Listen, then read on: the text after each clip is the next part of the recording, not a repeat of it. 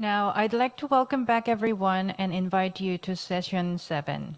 This session will be chaired by Ms. Clare MELAMED, CEO of GPSDD, who oversees the work of global team at the GPSDD for equitable, reasonable, and sustained data use for development.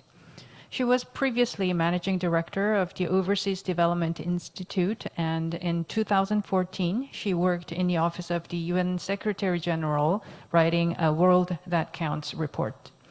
She is an affiliated researcher at the University of Cambridge and serves on a number of boards and advisory groups, including in the Data Science Campus of the UK Office of National Statistics and the Overseas Development Institute's Human Mobility Initiative. So let me invite Ms. MELAMED to chair session 7. Thank you very much. Welcome to everybody. It's great to have you back with us. I hope you've enjoyed the conference so far, and I can promise you that this session is going to be really interesting. And in many ways, this session is the key to unlocking much of what we have already discussed.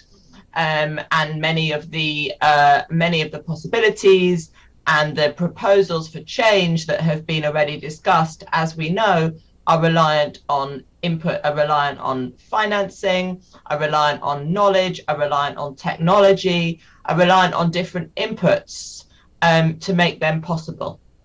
So we in this session are really going to be focusing very much on what are the things that are needed to make everything else happen, and who needs to contribute in what ways to make sure that we can all meet the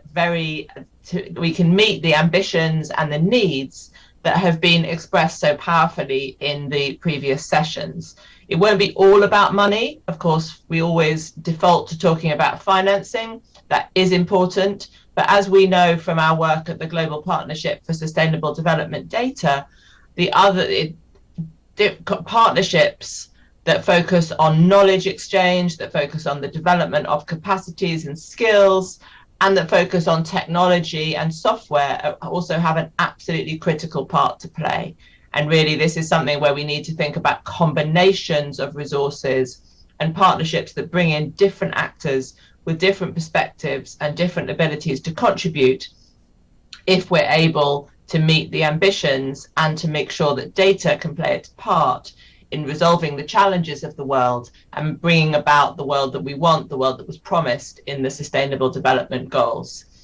This question of partnerships for knowledge, for resources, and for skills and for technology is absolutely at the heart of our business at the Global Partnership for Sustainable Development Data. So I'm very excited to learn from my colleagues this morning and have a chance to discuss some of these issues. For those that are listening on the live stream, there is a facility for you to ask questions from our panel, and very, very keen that you should do so. So as people are speaking, if there are issues you'd like to know more about or areas where you would like to challenge some of the assumptions and statements that are being made, really keen to hear from you.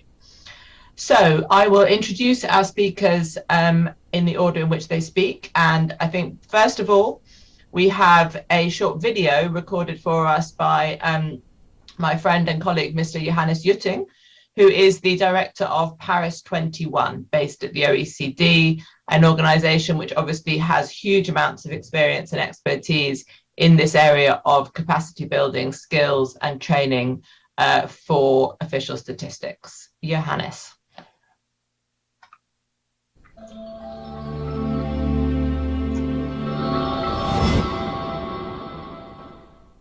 Dear colleagues and friends, thank you so much for inviting me to this very important conference jointly organized by Statistics Korea and the United Nations Statistical Division. My name is Johannes JUTTING. I'm the executive head of Paris 21. I would have loved to be with you in virtual or in presence, but unfortunately that is not possible. At least you can see a little bit of the Eiffel Tower behind me, which I'm currently close to as we have been moving slightly back to work.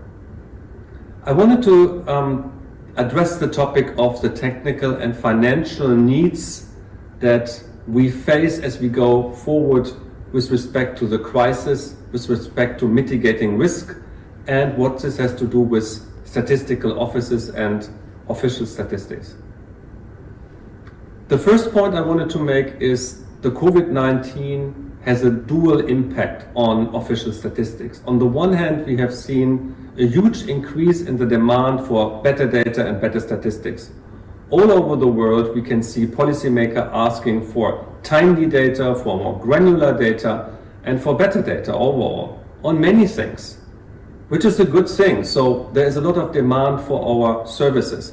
On the other hand, all of us have seen the data gaps in quality and timeliness. So there's a huge need for technical innovation, there's a huge need for modernization of statistical offices all over the world, in particular linked to digitalization, which brings me to my second point, which are the needs. There will be many parts in this conference. You have already discussed the needs, so I wouldn't like to go in any detail here, but of course it's very clear that digitalization of statistical offices, in particular in more poor environments, is very critical to move forward with this agenda to produce more and better data that matters for people's life. But all this has to be financed. We need more and better funding. We need funding for the whole system and not just piecemeal approaches. So we need to invest not only in more and better health data, but we need to have a foundational data investment.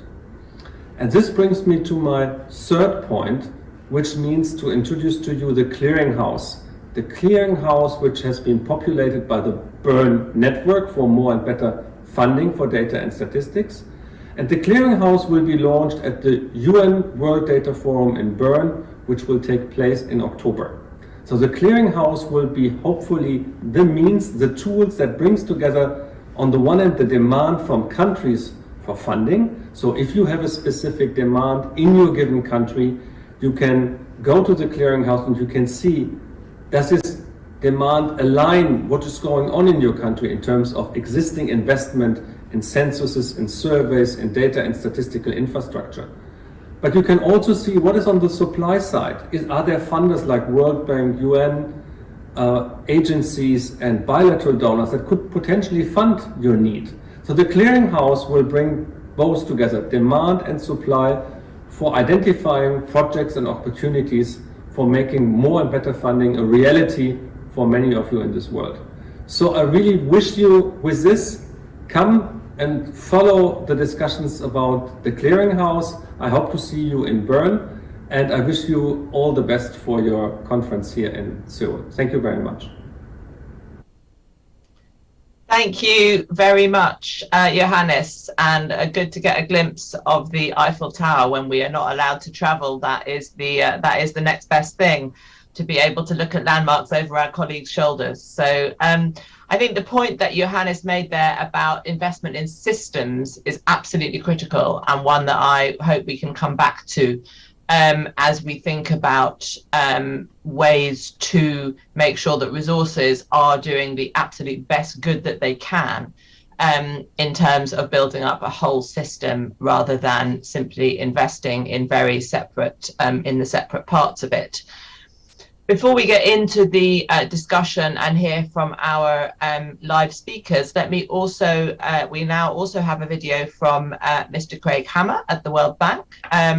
As I'm sure all of you know, the World Bank World Development Report this year was devoted to data and the importance of data for development, with as always, fantastic analysis and really interesting proposals for how to make sure that we are leveraging the best from data, from new technology, while also avoiding some of the dangers that lurk in this new world that is being built. So let's now hear from Craig. Thank you.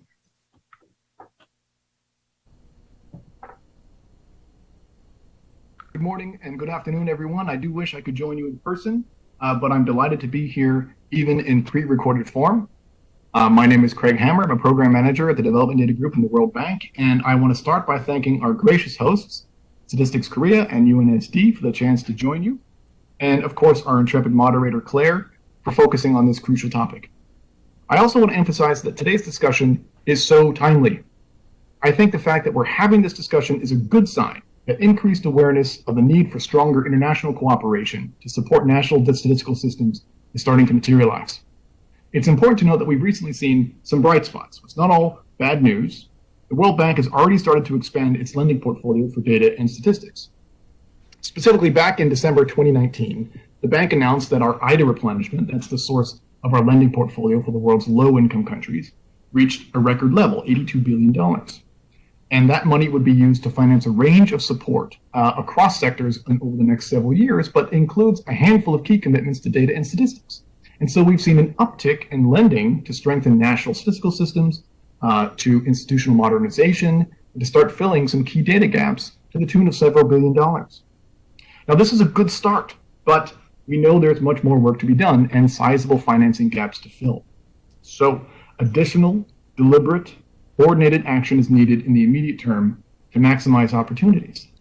Now, some of the most heartening progress on this front is happening where donor resources are intentionally pooled and used to leverage each other's financing, but also to leverage significantly larger sources of already available financing, like World Bank loans, for data and statistics.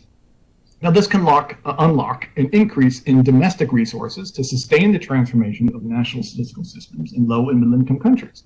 And so the World Bank is presently establishing a global umbrella fund for data called the Global Data Facility.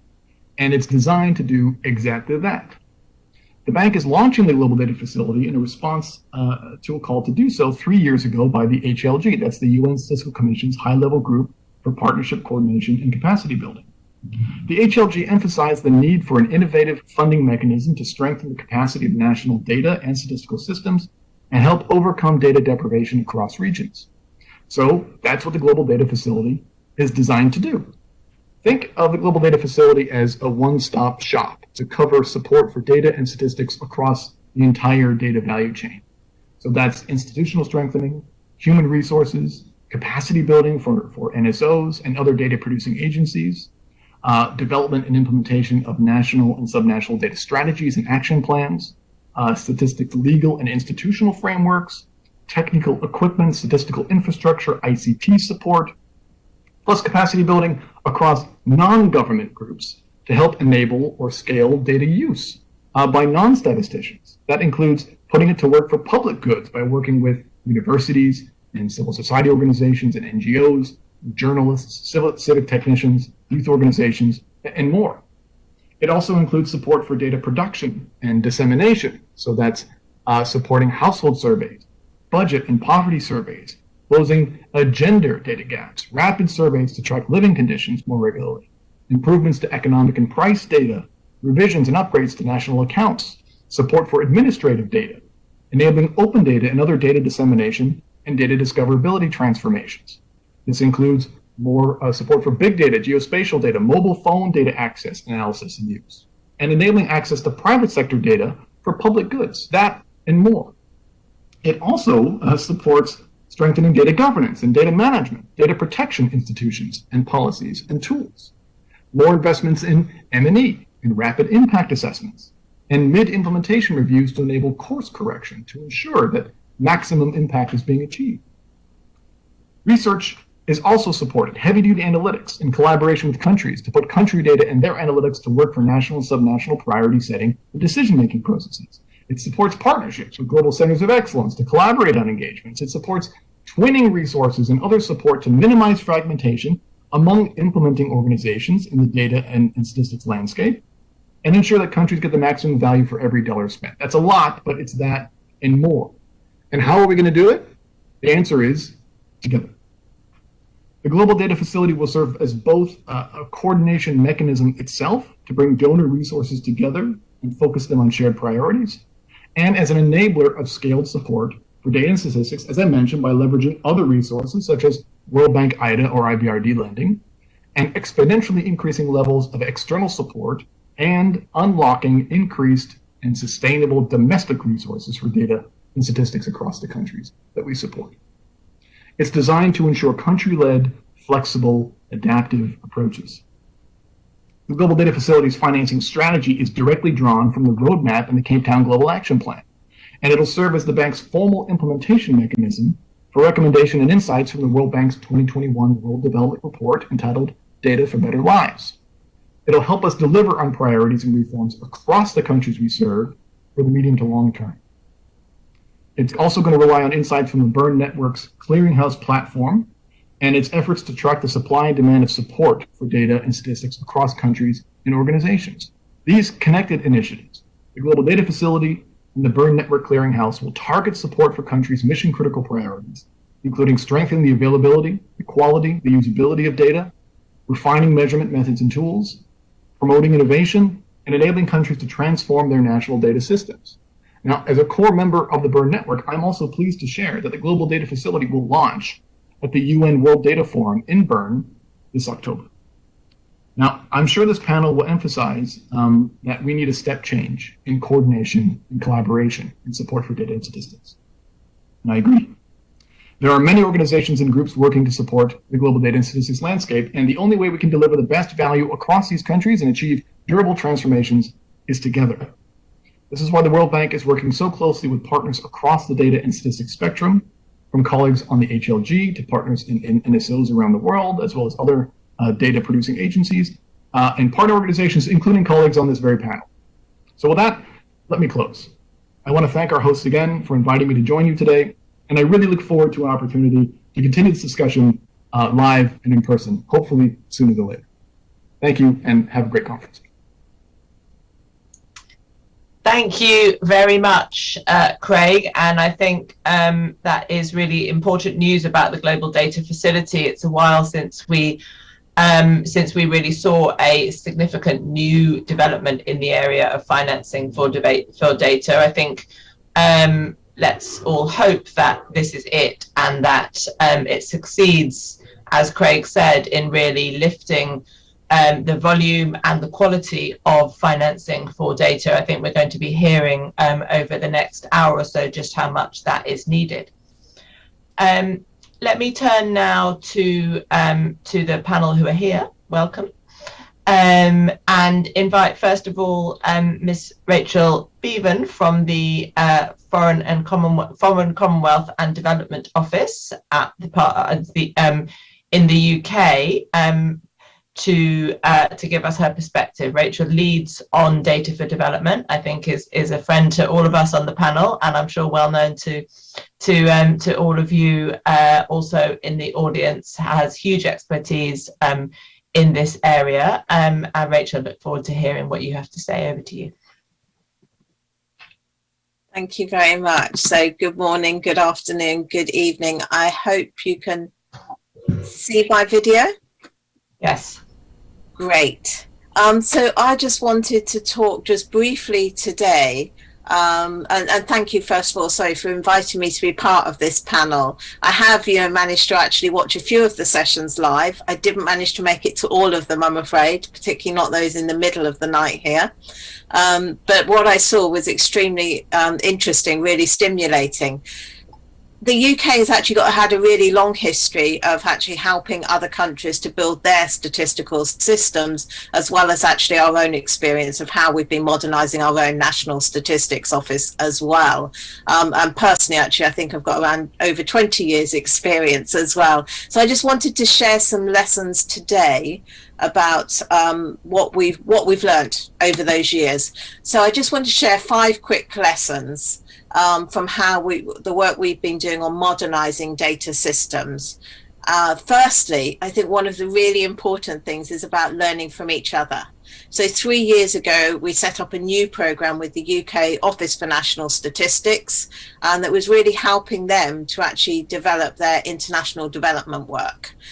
So previously they had been doing a little bit of support, but not really kind of on a larger scale. So what they've done is they've actually been able to build partnerships with Ghana Statistics Office, Kenya, Rwanda, and the UN Economic Commission for Africa. They've been providing targeted technical assistance in areas like census, data visualization, data science, basically in any area that the country has identified as being a priority. But they've also, alongside that, they provided training, they provided mentoring as well. So the UK national statistician at the time, John Pullinger, was personally mentoring some of those heads of the national statistics offices, as well as Oliver at UN Economic Commission for Africa. But I think that what was really important from that is that it's not a one-way thing. This was very much about how they could actually learn from what other countries were doing as well. And lots of times we've heard examples of people who've gone out to a country, they've been helping on a particular area, but then they've come back to the UK and they've kind of shared their experiences and actually been able to integrate some of the different things that they've seen going on in other countries. One of the other examples I wanted to share as well in terms of learning from each other is on the Open SDG platform. So that was a platform that was originally developed by the USA. The UK then took the code, which the US had made open, which is fantastic. We're able to take it, adapt it a bit, and then use it for our own SDG reporting platform. But then we've also been able to actually share that with other countries. So I noticed as well that South Korea is also on the list of other countries that have been using the Open SDG platform. But I think it's been really important that actually we don't all need to do it on our own. We can do these things together, learn from each other. And I know that, you know, as the UK has been actually kind of sharing and helping other countries to build their platforms, people have made numerous suggestions about how the platform can be improved, and we've been able to then integrate them back into the UK's own platform. So it's very much a two-way process. The second lesson I'll say is about starting small but building for scale. With the modernization of national data systems, it's a huge challenge, and it's important that we do think big. We want to actually make this kind of wholesale change, but it's important also not to be completely overwhelmed by the scale of things and to actually start quite small and get kind of with some small targeted activities, and that actually then you can demonstrate the impact, and it's much easier, I think, to actually get people to buy into it and to get the support that you need to then scale up. And I think that was one of the lessons for one of the sessions I did here from the government statistician from New Zealand, when he was speaking about the work they've been doing on an integrated data infrastructure. They started as a pilot, they were able to demonstrate some use cases, and then it made it much easier to scale up. So I do think that's really important. Start with a really targeted kind of issue or kind of policy question, and then demonstrate something to the policy makers, and then you can kind of actually get support from that and build it up. The third lesson I would say, and this I think is actually something Craig touched on as well, is about being agile. So we know that, you know, working with different countries, different organizations on different areas, activities always move at different rates. But also we know that new needs emerge all the time, and we've very much seen that with COVID. So it's important we do have those kind of, you know, long-term work plans, but it's important that we also are flexible and keep kind of looking at how we can reprioritize and make sure that what we're doing really does meet the policymakers' needs. So it's about being agile in what we do, but also that we could be agile in how we do it.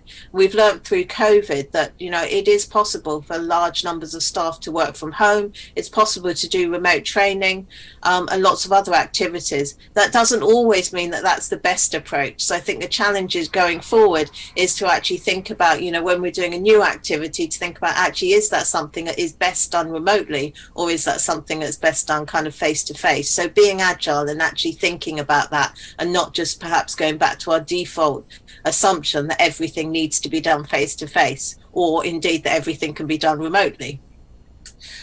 Fourthly, I think what's really, really important is building that senior level support. So we know that progress is not the same in every country, and places where we actually see, you know, faster progress seem to be those where they've really got that senior level support. So I'd say one recommendation is to look for that champion. Look for any kind of data champion that you can find kind of anywhere in the system. It could be within government, within a national statistics office, or it might be in another line ministry, it might be in the private sector or in an NGO, but someone, and try and find somebody that can really help with that senior level engagement. And then that means it's much easier to actually be developing your system and actually targeting it to what they need and to get that support that's really needed. In the UK, we've been trialling this year a new data masterclass for our senior level civil servants, and that was part of that, was to really help to kind of scale up the work that we're doing in the UK and to actually kind of build capability across the whole civil service. Office in terms of how we can use data and data science. So we've developed a senior civil service kind of data masterclass. We've been rolling it out. I'd like to say in our department alone, we think we've had around 90 senior leaders sign up for the course, most of whom have then completed it, I'm pleased to say. But it's also been really, really successful in getting them really engaged in the agenda. They've been actually able to see how important data is, but they've also been able to see the impact. So we've got a lot more enthusiasm that we're now having to follow up and work through what we can do. We are now looking as well at what we could do to actually make that a wider offer, and actually to offer some or all of that course to other countries as well. The fifth and kind of final lesson I would say is about using innovative approaches. Innovation can really help us, and we've really seen that in the last 18 months. But we need to make sure we still carry on building foundational systems, but we can do that in innovative ways. We can use satellite imagery to help us. We can use new data sources to actually help us. They can often be more efficient and also more effective. I mean, just one small example, but in the UK, over the last year, we were using shipping data to help us to produce some faster economic indicators and to actually be able to look at the impact of COVID much more quickly. Having done that for the UK, we're also now adapting it and looking at how we can use that in Kenya and some other countries as well. But I just wanted to really summarize my key message, which is on this slide, is around think big, start small, and scale fast. Thank you very much. Thank you, Rachel. Really great, great start to the discussion, and a lot to think about there. I think, as well as some of the themes around coordination, working together, the importance of systems, the two things that'd be great to come back on there in the discussion. First of all, this question of scale. We all pursue scale. We all say we're going to scale. It's hard. It's harder to do than it is to say. So really interested to hear about experiences, lessons on that. And then, of course, this question of politics and political support, both on both sides, in a sense, political support in donor countries for investments in data, which perhaps don't have quite the immediate attraction of investments in health or education, say, and then, of course, political support to be able to really put in the investments and the time to build up effective systems and to make sure that the data is used. So it would be great to come back to the politics as well in the conversation. I hope those of you on who are watching this online are also making your own contributions to the conversation through the website. Okay, before we all dive into that though, let me introduce our next speaker, Mr. Guilherme Miranda DUTRA, who is the methodology officer of the UNODC Centre for Excellence, which is a collaborative centre for excellence run by the UN Office on Drugs and Crime and the National Statistics Office of Korea. So really interested to hear from you, Guilherme. I mean, I think this question of data for measuring crime, the role of data in enabling countries to manage crime and justice is probably one that is a little bit underserved often in our discussions. We talk more about data on health, on education, environment, and so on. So really, really interested in your perspective and learning from some of the work that you've been doing on capacity development. Over to you. Thank you very much, Claire. Thank you very much for the invitation from KOSTAT to be here. I'm talking from Daejeon, the Republic of Korea, at the Training Institute of KOSTAT. And thank you very much as well for the UN Statistics Division for co-organizing this important conference. As Claire mentioned, I'm going to talk about crime statistics. So I'm going to talk about data from the specific angle of crime. And as Claire mentioned, although it's still within the broader discussion that has been brought during the days of the conferences, and also our head in Vienna also made an interesting presentation on that, crime statistics has specific characteristics, and let's talk a little bit about it and see which are those characteristics. So first I want to talk a little bit about the nature of official crime statistics and how it has changed in the past decades and how we need to change our responses due to that.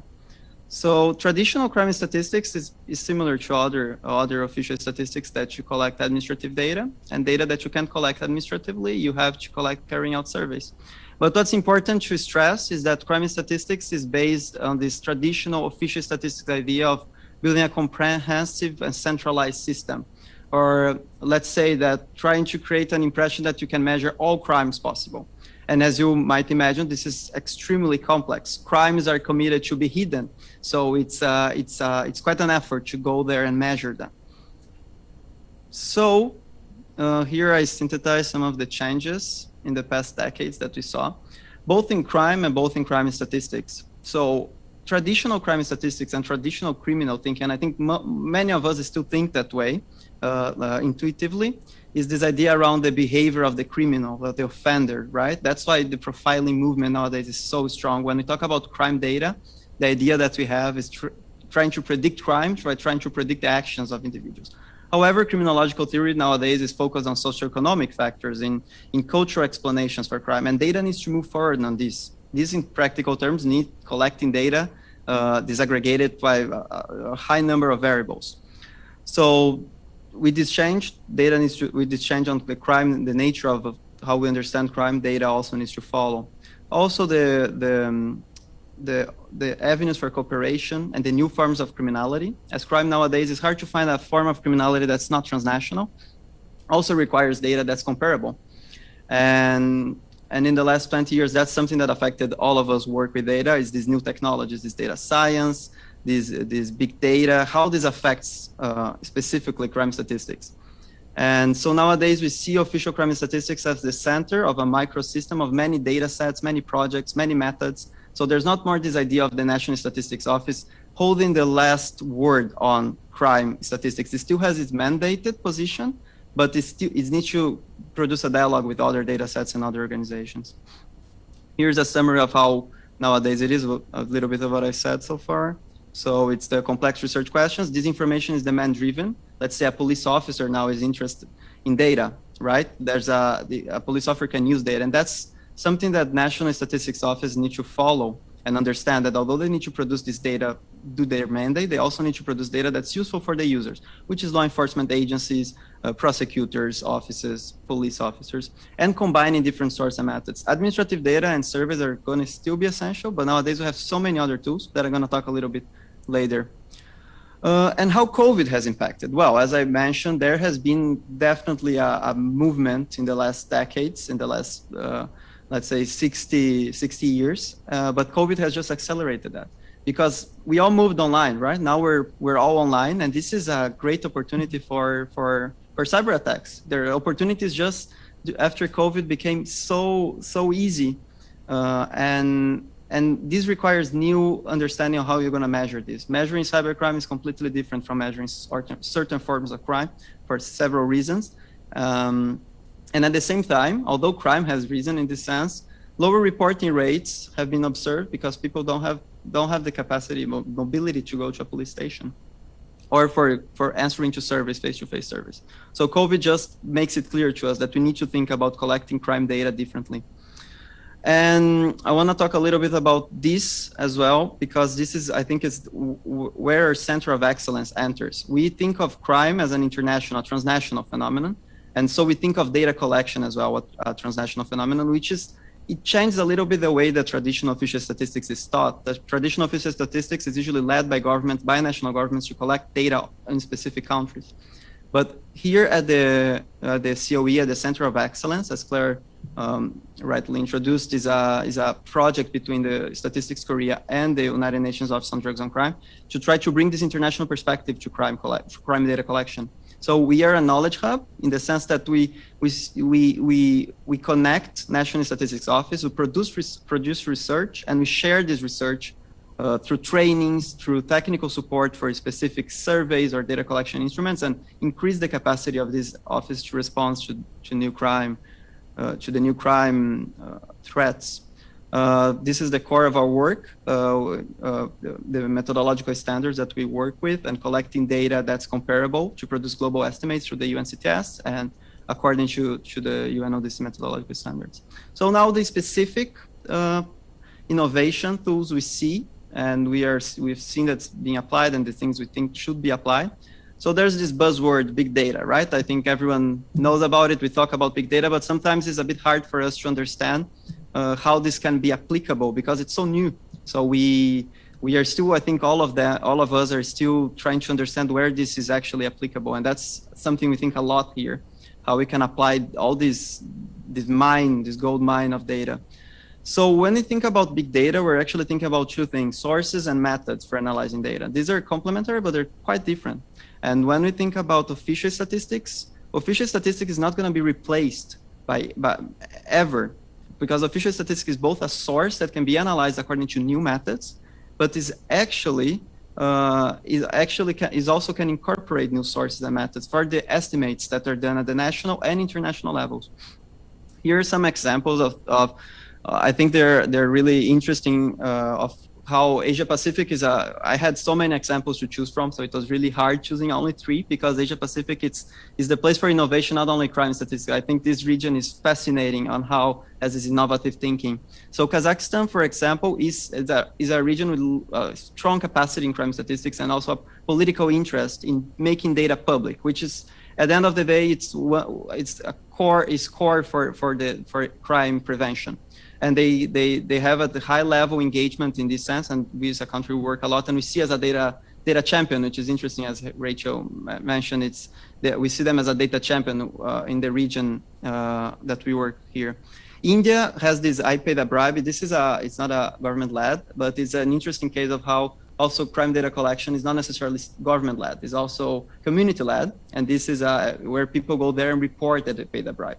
And Singapore has leveraged a lot mobile solutions for reporting crime. So instead of people going to the police station and everything that's involved in that, right? You can report crimes through your app for your phone or iPad.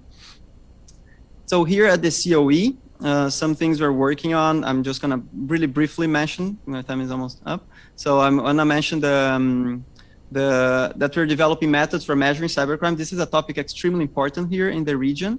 And so we're trying to develop methodological guidelines for that. And we're also trying to understand how we can use web script data on self-reported database for hackers, for example, for estimating levels of cybercrime. So this is just one idea we have in the case of cybercrime, but the idea of self-reported data, it's extremely important for crime, but we're still not sure how much the level of confidence we can have on this report. So this is a huge area of research for us.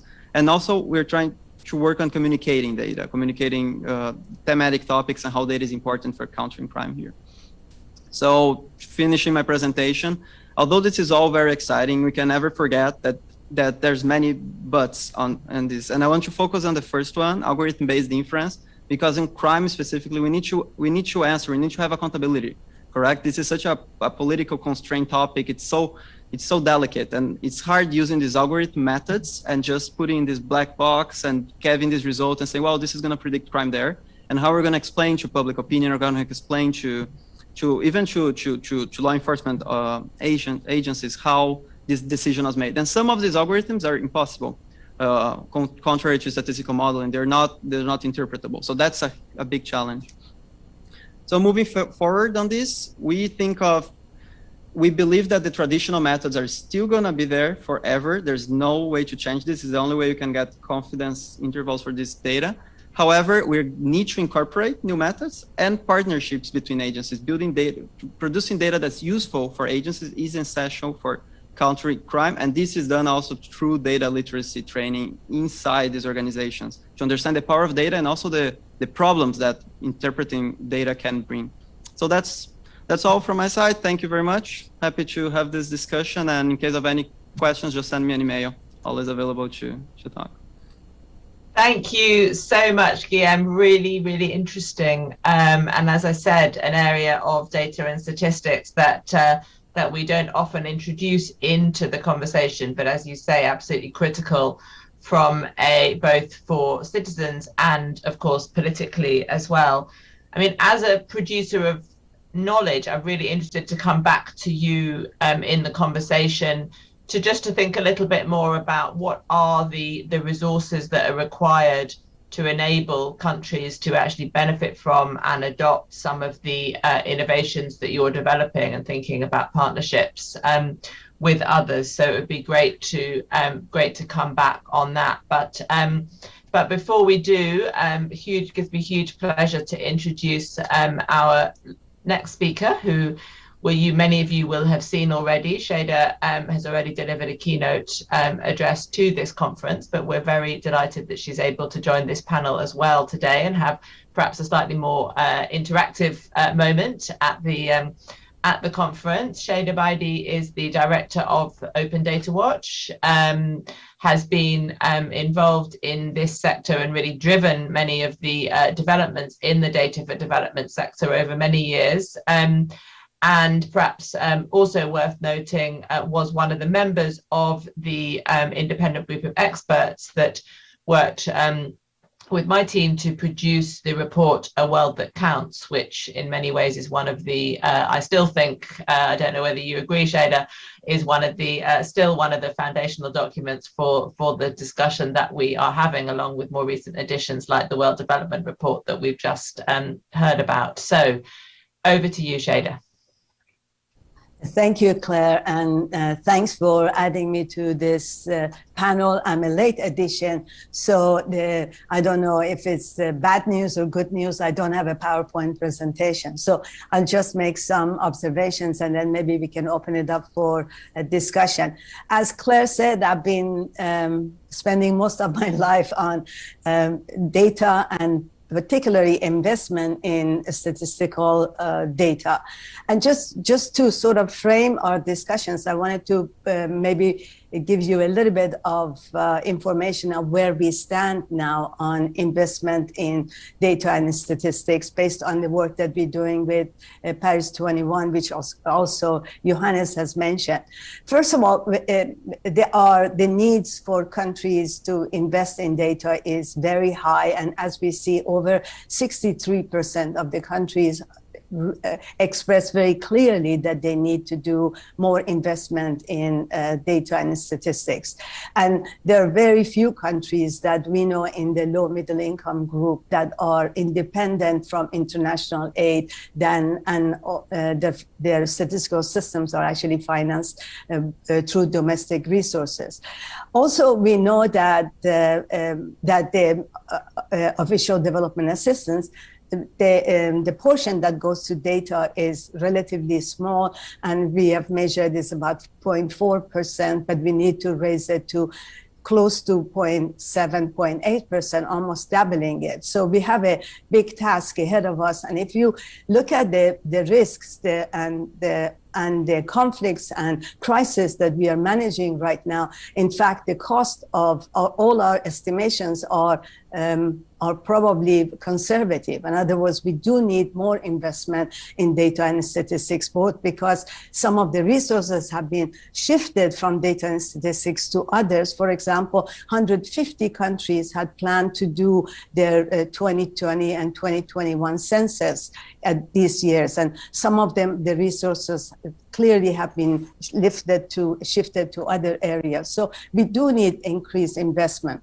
And unfortunately, we see that a lot of emergency funding is being made available for example, COVID-19, but very small portion of it is allocated and focused on data and statistics, despite all the clarity that we do need more. The last time we looked, almost 0.4% only was going to data and statistics. So we need to really do more of showing that for emergency funds that are being allocated for building back better systems in governments, data and statistics should be a big part of that. So this is kind of giving you a sort of an idea of where we are on that. It's very clear from the presentations that we've heard and all the other interventions during this conference that we do need to invest in a national statistical system, and we need to invest in a system-wide approach. Claire, you said it, and also Craig very well said it, that we need to invest along the data value chain. We can't just put a lot of resources into production and not in the other elements of the data value chain. So without data becoming available, used and measured for impact, is really wasted resources. So it's very clear that the new framework for investment should be on national data systems along the data value chain. It's also, we're learning more and more that investment should be driven by countries themselves. They should plan it, they should prioritize it. It cannot be dictated from donors, even if donors have some favorite topics or favorite areas. It really has to be invested by the countries and planned. And one of the things we see from the national statistical strategies, NSDS, is that not all countries have updated plans, and not all countries in their updated plan actually deal with budgeting and resource mobilization and what they're going to do about it. So we need to do better on the planning side in many of the countries.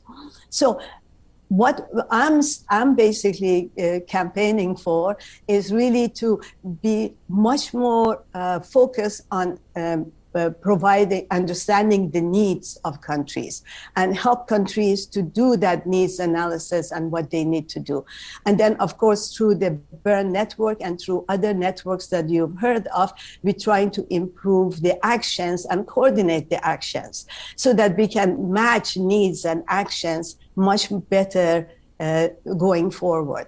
And then the other thing, which is very important, and I want to bring to this topic, is really just needs and action by themselves, even if you coordinate, is not enough. We need to be able to measure results and demonstrate results. So if you will, the three parts that I'm really focusing on is needs, action, and results. And there, Claire, we can talk about it a little bit more. There's a lot of important research, important interventions and innovations that's happening on measuring results that I'd be happy to elaborate on. But even WDR, World Bank, my group and others who are working on how to measure governance, how to measure data use, how to measure effective data production. So there's a lot of work going on there. So I'll stop here and happy to also answer any questions on the work that Johannes mentioned on development of the clearinghouse and what we are launching at the World Data Forum in 31 days from now. Over to you, Claire. Thank you so much, Shaida. And since we've already had a few mentions of the World Data Forum, let me recognise colleagues from the UN Statistics Division who I see here have got up very, very early in the morning to be with us today. So let me also thank Francesca and Linda, who have really helped us to working with KOSTAT to put this event together. Thank you so much for all your help. And perhaps these early starts are just reflective of your life at the moment, as Shaida says, since we are only a month away from the World Data Forum. So thank you all very much. Really, really interesting presentations, and I think a lot to chew on. Before we get into some of the kind of more in-depth substantive issues, we have one question for you, Guilherme, from the audience, and they would like to know what kind of technical support your organization is providing to countries in the Asia Pacific region. Perfect. Thank you for the question. So we provide trainings, specific trainings on how to implement these methodologies that I mentioned, the ICCS, trainings on how to develop crime victimization surveys, and we also do the engagement with countries directly. We put countries in contact. We sit them at the table to talk. Now we're having this initiative based on finding champions in the region, and we're putting countries that we identify as possible champions to discuss and to find what works and what doesn't.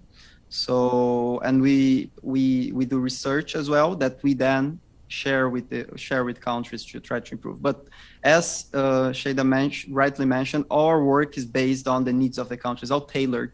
So we are approached by countries. We have a portfolio of activities that we provide, but we are countries contact us. They say we need this, we need support on this survey, we need support on the SCCS, we need support on submitting UNCTS data, we need support on collecting SDG data for mostly SDG 16, and then we develop a package of different kinds of support.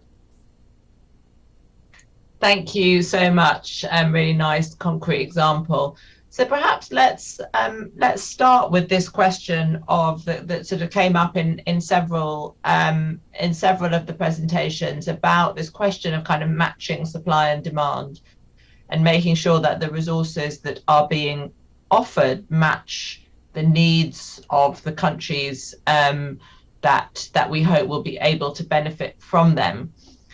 It's surprisingly difficult and complicated. It seems incredibly easy, I think, to say it and obvious, and kind of one would question why almost you needed to say it at all. Certainly in our work, trying to broker partnerships often between public and private sectors, you know, we find that although both sides can be very clear about what they need and there's a huge intention to work together, there's a huge amount of goodwill and common aims, it can be surprisingly difficult to match the incentives, the ways of working, the constraints of very different types of institutions, and develop really substantive partnerships and ways to work together.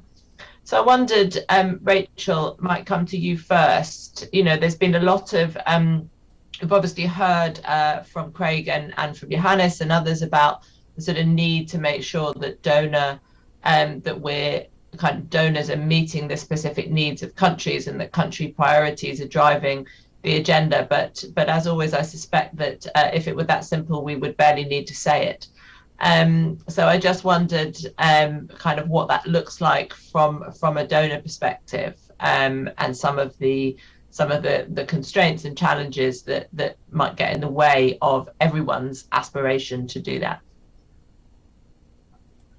Thanks. Yeah, it's often easier to talk about these things than to do them. But I think that, you know, when we're talking about, you know, what we would actually need to do and what would really kind of, you know, shift things and how we could better kind of do it, I do think one thing that has made a difference is having somebody on the ground. So actually with our program with the ONS, they've actually put a person into each of the countries who's physically there. So when we talk about coordination, it's always much harder to do that, and much harder to kind of match demand and kind of, you know, and supply when you're not in the country, and we don't really understand, you know, necessarily the full kind of context, and you haven't got those relationships.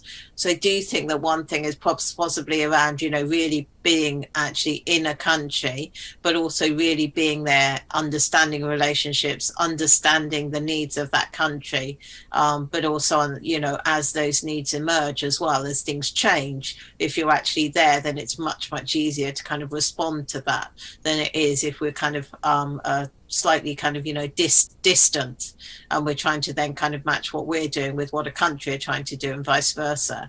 So I suppose for me, I would say that, yeah, actually having a person in country and having the right person in country is really important, and making sure that we kind of, yeah, are building those kind of true partnerships. There's more than just coordination. It is actually working in partnership together. I mean, I could say a bit more about the scale question as well, if that's helpful. Because you're asking before about, you know, then how do we really scale up? I mean, I do think, you know, that as well. One of the things I think in terms of scaling it up is to recognize that actually this does take time.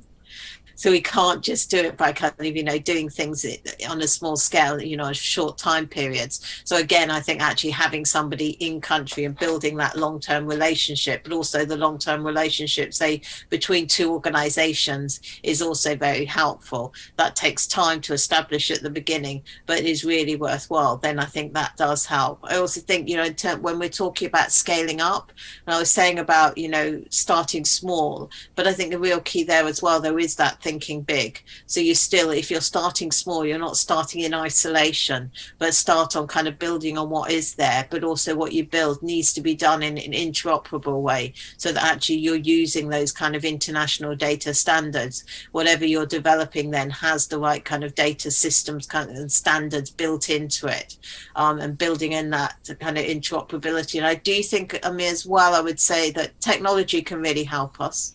There have been some massive advances in the last few years that perhaps we never even had, the opportunity to do before. So things like, API highways, that means that you can kind of, access data from different sources without having that need to kind of, take data from one system to another.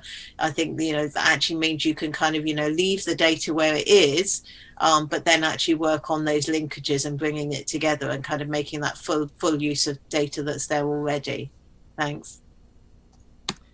Thank you, Rachel. No, I think really important. And I think this question of interoperability, again, as sort of certainly one of the routes to scale and replicability, again, is one where it's sort of a very obvious public good to encourage replicability. It's also one where sometimes you bump up against some of the challenges of commercial incentives and business models and so on. So I think there's a really interesting discussion to be had there, which goes way beyond simply financing, and is really about sort of partnerships and the complexity of partnerships between organizations that have very, very different business models. Shaida, just to come back to you on this, I think that the sort of two challenges here really that are connected, but in a sense, the two sort of challenges that possibly we talk about most often in the area of financing. One is this question of priorities and making sure that what is the resources, whatever they are, that are being offered, are a very good match for the priorities of the country where they will be used, and who's driving that conversation. And then, of course, the extent to which those priorities are going to help build a system and build a system at scale rather than simply implement a project. And I think, the data for development world has perhaps been, extremely good at implementing projects, not so good, I think we should probably all acknowledge ourselves, at developing scale. So I wonder, Shaida, if you have some examples of where this is happening well, who's getting this right, and what are some of the lessons that we might be able to learn from that? Well, I wanted to go back to the question that you also had for Rachel, if I may. I think that's really the sort of this matching of the demand and supply also very much comes to the question that you have mentioned.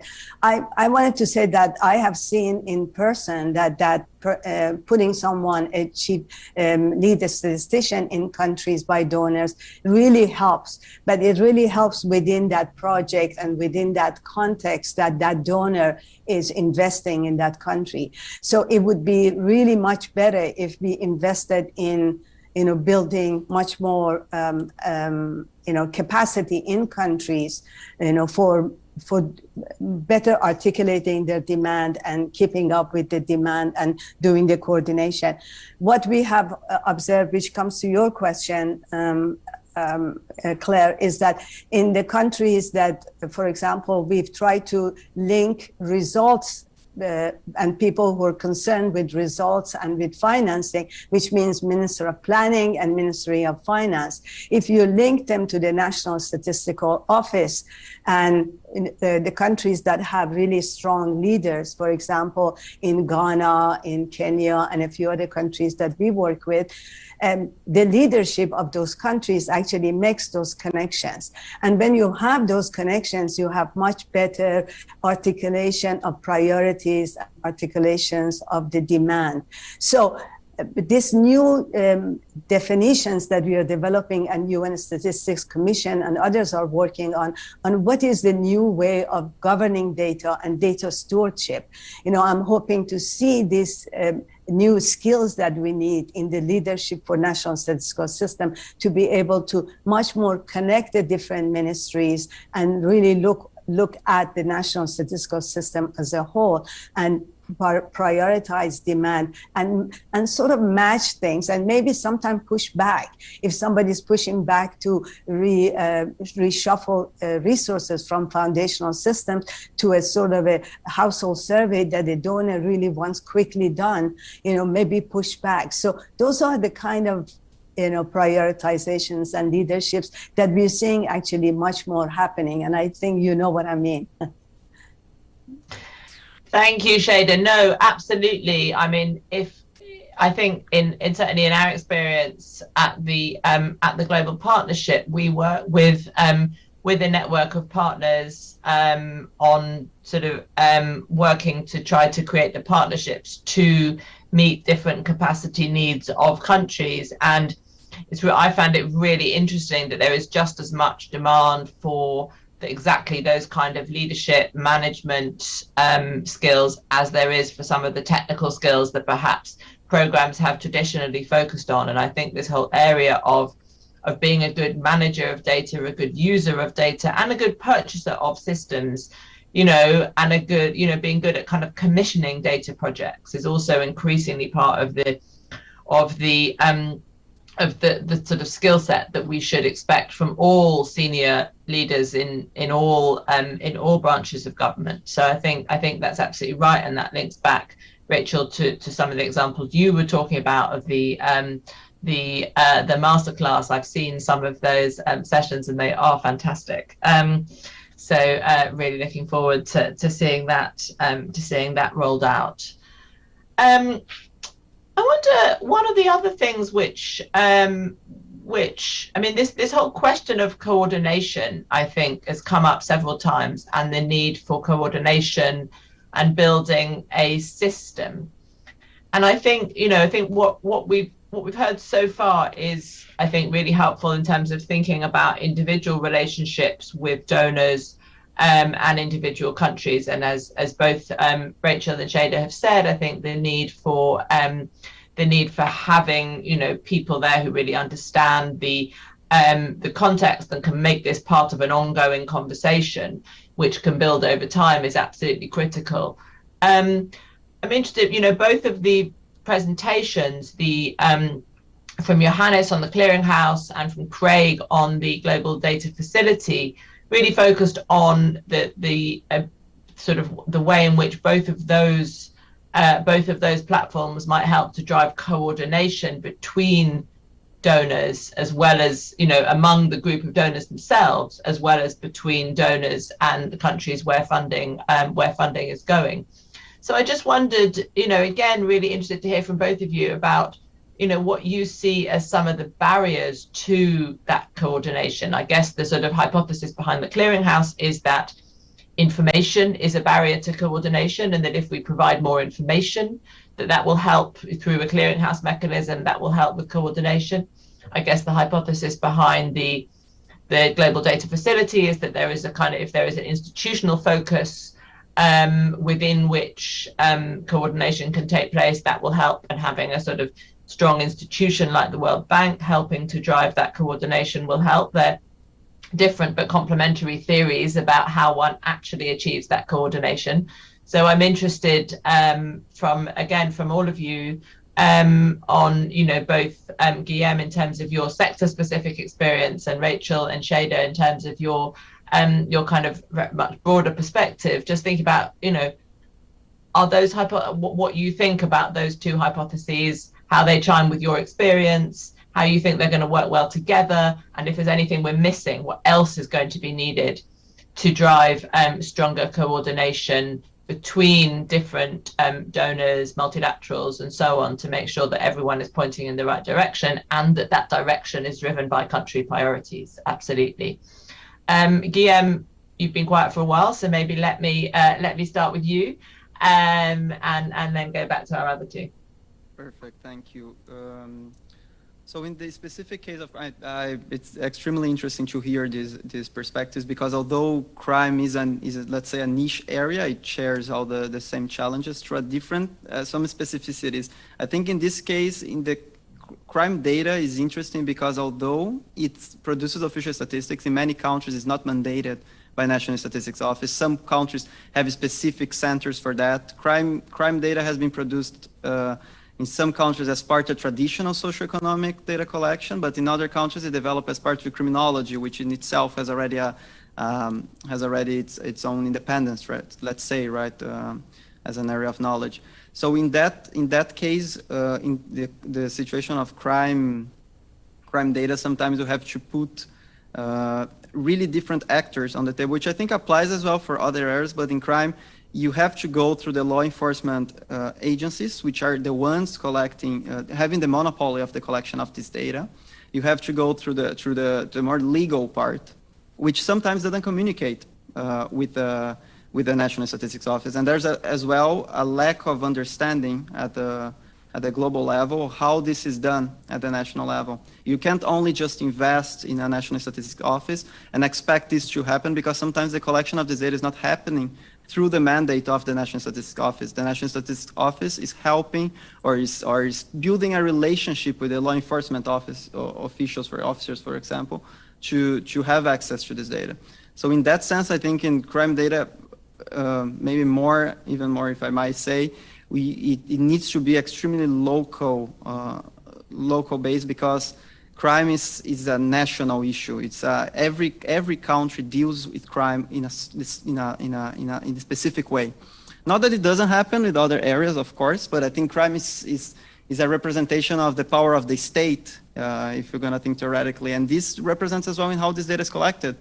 And in our case, how we try to we advocate a lot for the ICCS, the International Classification of Crime for Statistical Purposes, because these ICCS provides at least a common dialogue at the international level, that we can at least understand that we're talking about the same thing.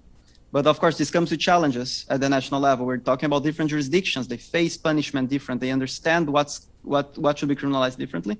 And now an initiative we're having on the SDG 16 webinar, we're organizing a webinar for the whole Asia region that's not directly specifically to National Statistics Offices. It's open to all government officials. And we think the SDG is also a way of putting this forward, of saying, well, there is a common understanding there, which is the SDG. You might have different views regarding peace, governance, but the SDG is a common understanding that your country has signed to, and I think that's a good way forward for us from the international community to go to countries and bring it. Yes. Thank you. No, I think that's so interesting, and actually that is something that is really critical, and we haven't yet talked about here, is the role of those global normative frameworks, but also the global technical standards that are laid down by the UN Statistics Commission, and so on. And obviously with colleagues from UNSD also here today, I think both of those, we also need to absolutely see both of those as ways of driving coordination internationally in all sorts of ways. So thank you for raising that. I think really useful perspective. Shaida, let me go to you first to just think about this area of coordination and current initiatives. Sure. I think we have a very special time.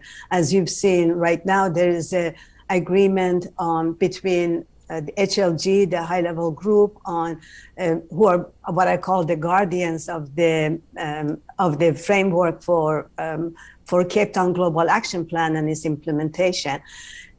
That pillar, with the pillar of the development grant, what Craig basically presented, global data facility funding system from the bank, coordinated together with the Bern network and the clearinghouse. If you will, all these three pillars have agreed to coordinate and work together, which is really very special, and I think a big achievement, and congratulations should be extended to all the leaders who are on top of these initiatives.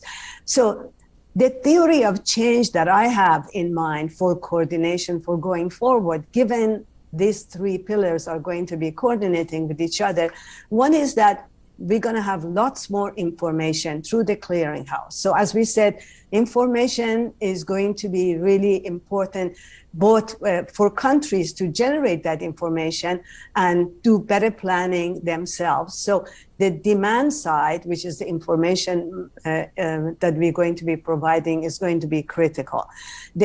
The other thing that's going to be through the working between these three pillars and also with the BEAVEN network and the clearinghouse is that there's going to be much more connection to other groups that we have not really well connected before. For example, with the development effectiveness community, with the donors community through the BEAVEN network, with maybe M&E monitoring evaluation community, with other communities who are very active and really instrumental. So aside from information sharing, this networking and linking everyone together is going to be a very, very important part of this coordination and this theory of change.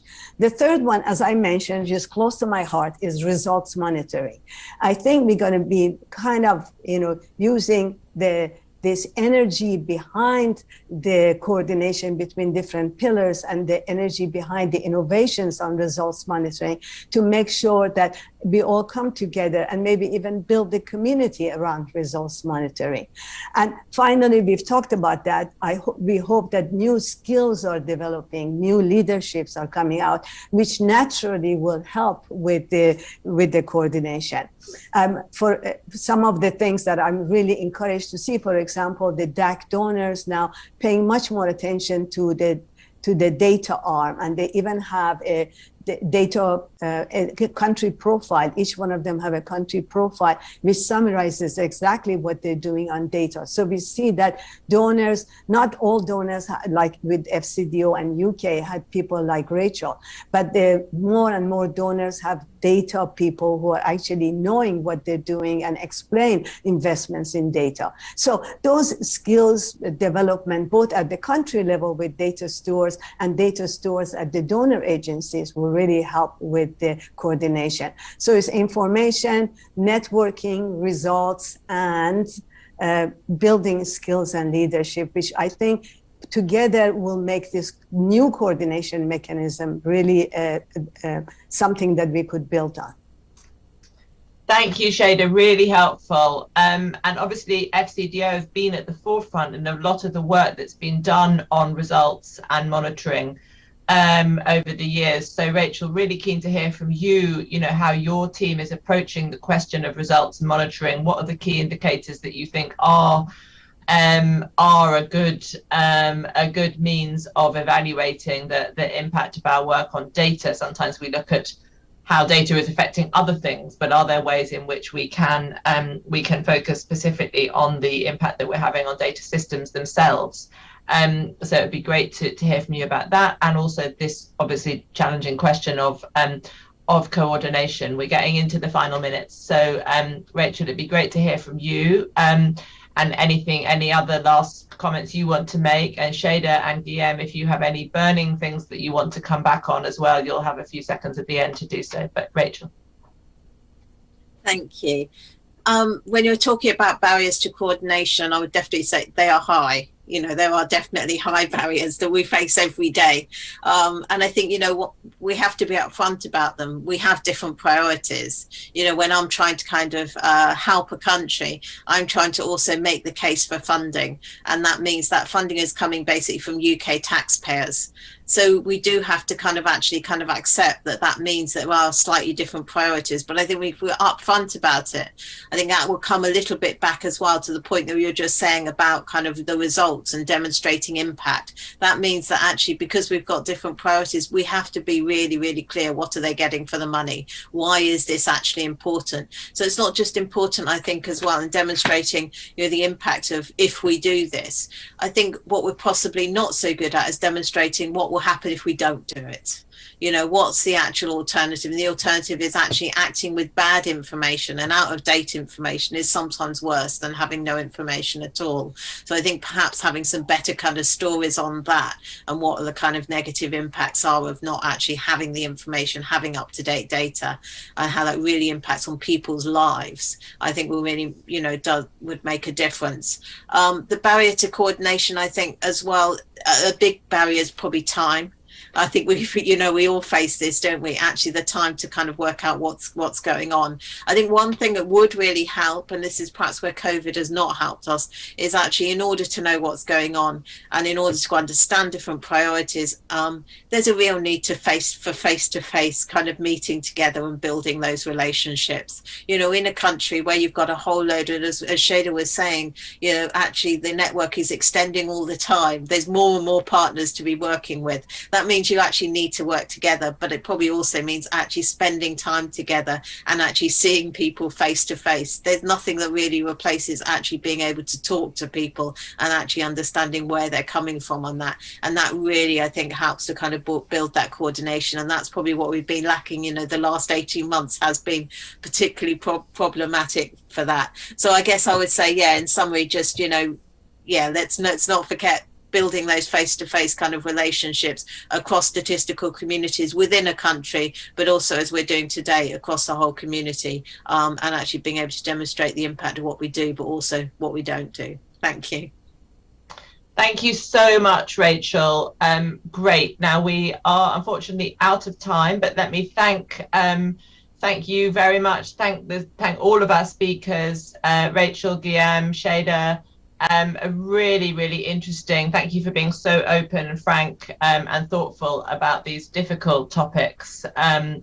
And I think in the spirit of what Rachel was just saying about the importance of face-to-face, let us all very much look forward to perhaps at least some of us seeing each other in person next month now at the World Data Forum. So really looking forward to carrying on these conversations there virtually.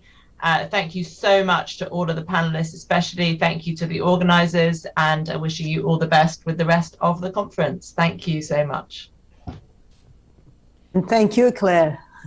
Thank you very much. Bye. Thank you.